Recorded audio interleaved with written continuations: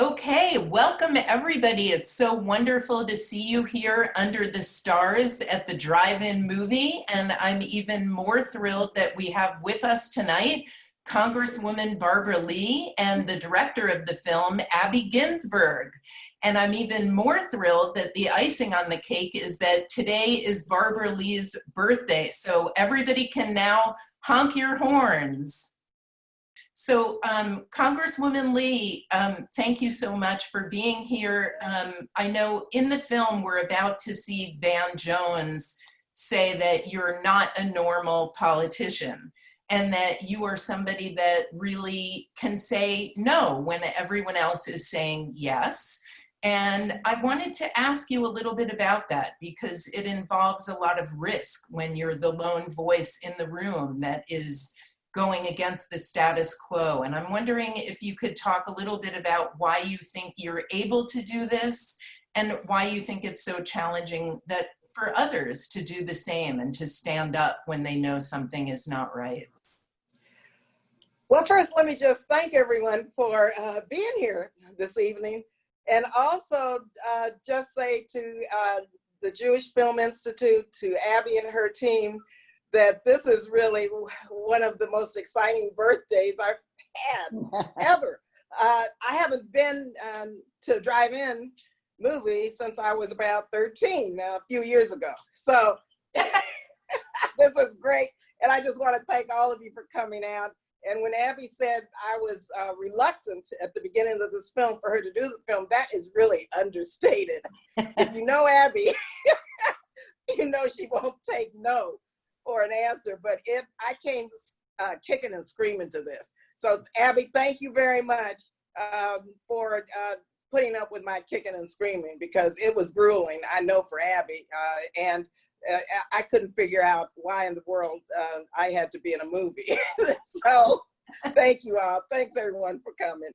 You know, I've never considered myself a politician. I believe that elected officials are public servants. We're here to serve the people. And so, you know, we have to know how to get the job done. So I'm a legislator. I know how to write legislation. I know how to appropriate. I serve on the appropriations committee. So I have those skills and I know how to get the job done. And I know how to deal with politics and the resistance, as Abby said. And so when people are doing wrong, or when I think that the Constitution is not being upheld, or when I think that we're setting the stage for perpetual war, I have no option but to vote no. And that's what public service is about. You don't take the temperature in matters of life and death, in matters of war and peace. And absolutely, I'm gonna stand out there, whether anyone else votes no or says no, that I have no option. We're really excited to kick off with this wonderful film. And I thought, Abby, you could start by telling people how you came up with the idea to make this film, why you wanted to make it, and maybe let us know a little bit about the crew of people that you brought together to bring us this wonderful film. So Barbara Lee has been my congresswoman for as long as I've lived in the East Bay, which is almost 30 years. My congresswoman, my representative in Sacramento. And I just thought her story was really worth telling and I wanted to see it up on the big screen. But just because I wanted to do it didn't mean I could do it. So I needed Barbara's permission. I needed cooperation from her staff. It was a process. And I had to kind of prove myself as somebody that had told other people's stories with, let's say, integrity. And what the people I look to tell stories about are people who inspire me. And I want to say that Barbara Lee has been one of the people who has inspired me the most throughout, my adult life. So that was the motivation. And once Barbara somewhat begrudgingly said, okay, you can do this, then we had to sort of put together a team that was going to work on it. And I have to do a couple of shout outs. Two of my cinematographers from the Bay Area are Ashley James and Vicente Franco. And together, and along with Todd Darling, we filmed in the, throughout the 4 years that we were making the film. We had a number of sound recordists, including Ray Day and Loretta Molitor and other folks who did the sound recording for us. And then I had my editor, Stephanie Machura, without whom this film could not have been made. Stephanie and I have been joined at the hip for, I would say, close to 2 years trying to make this film. And, you know, we are essentially co-presenting it to you tonight. So we're very excited for this to be our first Bay Area screening. And, you know, all I can say is it's always a journey, but this has been one of the best journeys I've ever been on. You know, it seems like you're joined by a group of new women coming up. In 2018, you know, we elected a group of women that seem to be standing up as well. And women of color are really coming into power in Congress. It looks like Joe Biden is seriously considering selecting a woman of color as his running mate. Can you talk a little bit about how the landscape has changed since you first entered Congress, and is the culture shifting there, and how will that shift the conversation? Sure. Well, not only has the squad arrived and they are here to stay, we have so many phenomenal women who were elected in this last election who are really setting the stage for really the next decade. They come with a lot of experience, and they come feeling and knowing that they have to be bold, that they can't wait around to try to tinker around the edges. They come to Congress with the values that will, and I see this happening each and every day, shift the terms of the debate. When I came, it was really a different culture. I am the 20th only since 1789, mind you, African-American woman elected to Congress. So you can imagine what it was like in 98, but you can imagine what it was like for Shirley Chisholm in 1972, the only Black woman and the first elected to the House of Representatives. And so we're still breaking these marble and glass ceilings, but we've come a heck of a long way. And I am very proud and so happy that we have been joined by such phenomenal women. I wanted to ask you a little bit about your international work. I know that it was the World AIDS Conference in the Bay Area this past week, and you have spent a lot of your career working internationally. I got involved in foreign affairs, quite frankly, when I was 16 years old. I got married. I was a teenage mom and a wife, and I moved to England. My former husband was in the Air Force. And when I lived in England, actually my first son, Tony, was born in London. I realized then that the world was comprised of 2/3 of people who look like me, people of color, that I was not a minority.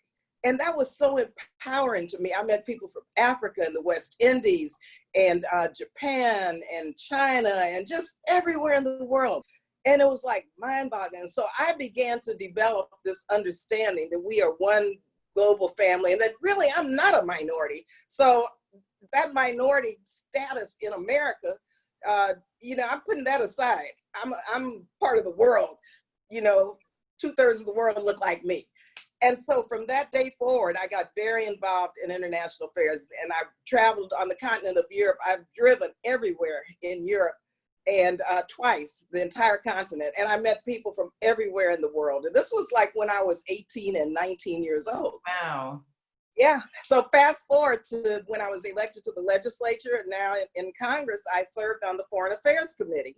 And now I'm on appropriations, the subcommittee on state and foreign operations, which funds all of our international work. You've created this new commission. It's the Truth, Racial Healing, and Transformation Commission. And I wanted to ask you if you could tell us all about your vision for this. What are your hopes and dreams for this new commission? And what do we need to know about this? Sure, and let me just go back to foreign affairs because it directly connects to the commission. I have served as the Democratic representative to the United Nations under Obama for 3 terms, and I hate to say under the occupant in the White House now, but Nancy Pelosi nominated me, and when I saw that press release from the White House with my name on it as an appointee to the UN, I said, oh my God. But we've done a lot of work at the United Nations, bringing people together through the UN Foundation. And this is the decade of people of African descent. So what I'm doing at the UN is connecting the agenda for people of African descent during this 10 years with people of African descent in America, which is a huge deal in terms of the African American community. And given that 40 countries, over 40 countries have, after horrific genocides, crimes against humanity, human rights violations, in order to move forward, they establish, some call them Truth and Reconciliation Commissions. I call mine Truth, Racial Healing, and Transformation, because really there's nothing to reconcile in America when it comes to people of color, our Native American community, our African American community. And so we have to have policies to transform this country at its core. And so what Truth Commissions do, and this is, and we'll do our own here based on the realities of what we're dealing with, but Truth Commissions have a day of reckoning for people who have been impacted by such atrocities. Here in America, it's been 401 years since the Middle Passage. And what we see as it relates to COVID-19 and the disproportionate impacts in the African American community, when we see mass incarceration disproportionately affecting and incarcerating African Americans, when we see the wage gap, when we see the wealth gap, when you see the unequal education, when you see all of the manifestations of systemic racism, which they are, no one connects it back to 401 years ago. But those chains of slavery have not been broken. I mean, can you imagine the Fair Housing Law was only passed in 1968. My dad couldn't even, and my mother couldn't even buy a house in San Leandro because they were Black. Now I represent San Leandro, and I'm really proud of that. But it shows you that we have a long way to go, but progress is being made. And so we have to have people come forth and tell the truth. It's truth-telling time. So people, first of all, will understand this connection between slavery and systemic racism, but also so there's a public record. This country has never honored and held up, African Americans as descendants of Africa and what was done to African Americans as it relates not only to enslavement, but Jim Crow, lynchings, when you look at all of the Black codes, when you look at segregation, when you look at now mass incarceration, COVID, disparities in healthcare, this has to be put in context of what has happened in this country. The genocide of the Native Americans. A lot of people don't even understand why Mount Rushmore is such a big issue. I mean, that was stolen. And so these historical records and reports and commission has to put forth that where people come forward and tell their stories. And it's not about a guilt trip for anyone. It's about making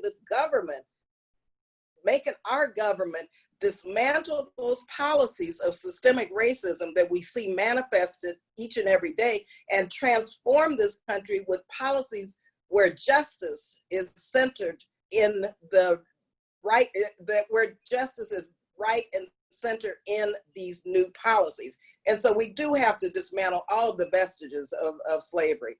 And we have to build a society based on justice. And so that's what a Truth Commission does. And it's going to take some time, but we've got like 137 co-sponsors, and that's within 6 weeks of introducing the bill. And so I support reparations, HR 40. This goes right along in context with HR 40, joined together. And so we've got to have this truth-telling moment in America. Otherwise, we're still just tinkering around the edges.